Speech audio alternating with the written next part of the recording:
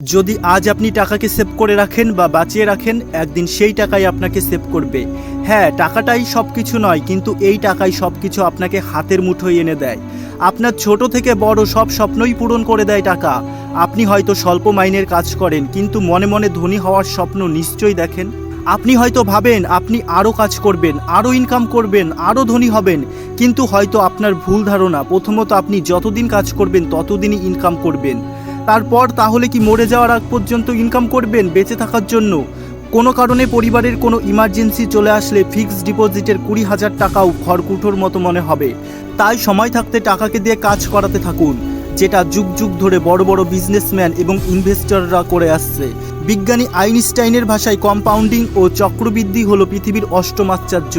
যদি আপনি এই কম্পাউন্ডিংয়ের পাওয়ারকে বুঝে নিতে পারেন, তবে আপনি এটাকে কাজে লাগিয়ে টাকাকে কয়েক গুণ মাল্টিপ্লাই করতে পারবেন। কম্পাউন্ডিং কি বুঝলেন না, তাই তো চলুন একটা গল্প শুনে নেওয়া যাক। একজন সন্ন্যাসী রাজার কাছে ভিক্ষার জন্য গেলেন এবং তার জন্য একবেলা খাবারের জন্য দাবি জানালেন।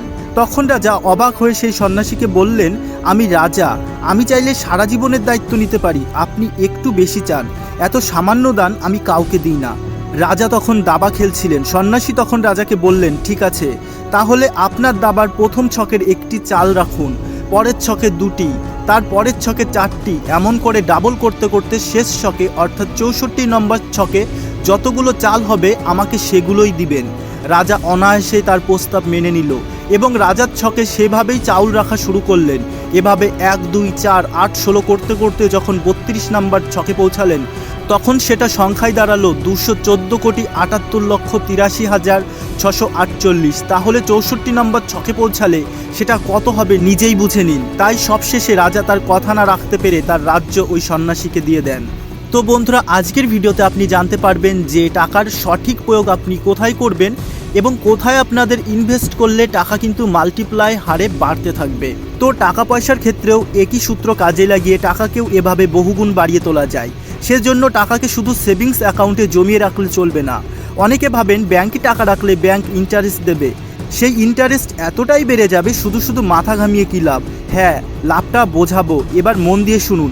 আপনার অ্যাকাউন্টে যখন প্রতি মাসে স্যালারি আসে, আপনি আপনার প্রয়োজনীয় খরচ মিটিয়ে বাকি টাকা অ্যাকাউন্টেও ফেলে রাখেন। ভাবছেন ইন্টারেস্ট পাচ্ছেন, টাকা তো বাড়ছে, কিন্তু সে কি সত্যি বাড়ছে না কমছে? ব্যাংকের সেভিংস অ্যাকাউন্টের ইন্টারেস্টের হার 3 থেকে 4 পাচ্ছেন, আর ভারতের ইনফ্লেশন রেট 5%। সুতরাং আপনার টাকার মূল্য বছরে প্রায় 1% হারে কমছে। ইনফ্লেশন বা মূল্যবৃদ্ধি মানে বাজারে জিনিসপত্রের দাম বেড়ে যাওয়া। তাহলে টাকা বাড়াতে কি করবেন? এবার কথা হলো ইনভেস্টমেন্ট বা বিনিয়োগ কোথায় করবেন। ইনভেস্টমেন্টের জন্য প্রথম চয়েস আছে ফিক্সড ডিপোজিট। এগুলো ইন্টারেস্টের রেট গড়ে 6 থেকে 7% হারে আশেপাশে থাকে, তাই এগুলোকেই টাকা মাল্টিপ্লাই হওয়ার চান্স অনেক কম। এরপর আসে রিয়েল এজেন্ট ইনভেস্টমেন্ট, জমি বাড়ি বা প্রপার্টি কেনাবেচা। এরাও রিটার্ন পায় 5%-এর কাছাকাছি বা খুব কম। এছাড়াও এটাতে বিনিয়োগ করতে গেলে প্রপার্টি সম্পর্কে নলেজ মোটামুটি কয়েক লক্ষ বা কোটি টাকার প্রয়োজন হয়, যা সাধারণ মানুষের ক্ষেত্রে দুষ্প্রাপ্য ব্যাপার। সোনা এবং জুয়েলারিতে ইনভেস্টমেন্ট বিনিয়োগ। গোল্ড বা জুয়েলারি, কিন্তু আপনার এটার মার্কেট ভ্যালু বা গ্রাফ চেক করলেই বুঝতে পারবেন সবসময় এটার দাম অনেক বেশি ওঠানামা করে। তাছাড়া এর এফডি এর মতনই রিটার্ন দেয়, তাই এটাতেও অতটা লাভ নয়। সর্বশেষ পড়ে থাকে শেয়ার মার্কেট, যেখানে আপনি আপনার টাকাকে কয়েক গুণ মাল্টিপ্লাই করতে পারবেন। কিন্তু শেয়ার মার্কেটের ইনভেস্টমেন্ট করে প্রফিট করতে গেলে আপনাকে যথেষ্ট এক্সপার্ট হতে হবে। আপনাকে ব্যবসা বুঝতে হবে, কোনো বিজনেসম্যান ভবিষ্যতে কেমন পারফরমেন্স করবে সেটা সম্পর্কে আইডিয়া থাকতে হবে, তাহলে আপনি শেয়ার মার্কেটে ইনভেস্টমেন্ট করে লাভ করতে পারবেন। কিন্তু এই ব্যস্ত জীবনে অত শেখার সময় কোথায়? তাই সবশেষ চলে আসি মিউচুয়াল ফান্ড। এটাও একটা শেয়ার মার্কেট ইনভেস্টমেন্ট। এএমসি অর্থাৎ অ্যাসিস্ট্যান্ট ম্যানেজমেন্ট কোম্পানি হলো সেই সমস্ত কোম্পানি যারা মিউচুয়াল ফান্ড তৈরি করে। এই মিউচুয়াল ফান্ড আপনার অনেকের কাছ থেকে টাকা নিয়ে সেগুলি নানান কোম্পানিতে ইনভেস্ট করে এবং সেটার থেকে যে প্রফিট আসে সেটা সবার মধ্যে ভাগ করে দেয়।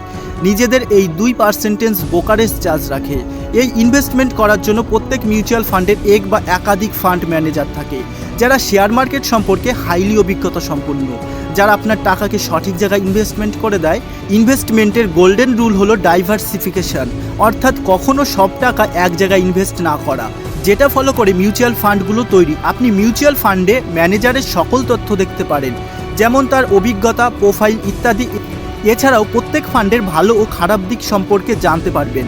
মিউচুয়াল ফান্ডে ইনভেস্টমেন্ট করা আপনি সবচেয়ে বড় যে সুবিধাটি পাবেন তা হলো আপনার ইনভেস্টমেন্ট করা টাকা আপনি যখনই চাইবেন ফেরত নিতে পারবেন, সেটা রিয়েল এজেন্টের একদমই পাবে না। শেয়ার মার্কেটে ঝুঁকি কতটা? শেয়ার মার্কেটে ঝুঁকি তো থাকবেই, সেরকম ঝুঁকি এড়ানোরও উপায় রয়েছে। প্রথমত ইনভেস্টমেন্ট সবসময় লং টাইম বা লম্বা সময়ের জন্য করা উচিত, সেটা কমপক্ষে 3 থেকে 5 বছরের কথা মাথায় রেখে। তাহলে এর মাঝে কোনো এক সময় মার্কেটে ডাউন হলেও লং টাইমে আপনি ভালো অঙ্কের প্রফিটের মুখ দেখতে পাবেন। ব্যবহারিক ইনভেস্টমেন্ট বা বিনিয়োগের ক্যালকুলেশন, ধরেন আপনি প্রতি মাসে 5,000 টাকা করে ইনভেস্টমেন্ট করতে শুরু করলেন।